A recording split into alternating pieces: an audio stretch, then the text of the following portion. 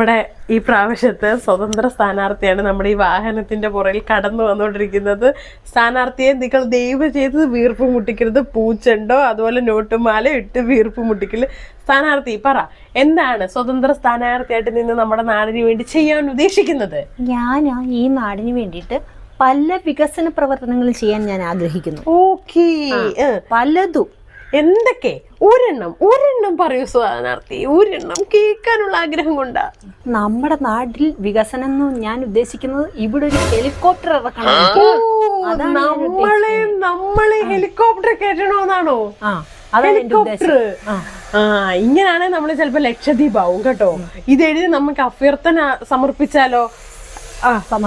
സമർപ്പിക്കാം. അമ്മേ, അഭ്യർത്ഥന തള്ളിയോ? ഹെലികോപ്റ്റർ കൊണ്ടുവരാൻ തള്ളിയോ? അമ്മേ, പഴുങ്ങിഞ്ഞിന്ന് പറഞ്ഞ് വരുന്നവളാ. ഇപ്പൊ ഉമ്മൻചാണ്ടിയുടെ ഫിഗർ എടുത്തവള് സംസാരിക്കുന്നു. ഉമ്മൻചാണ്ടി കയറി അവക്ക്.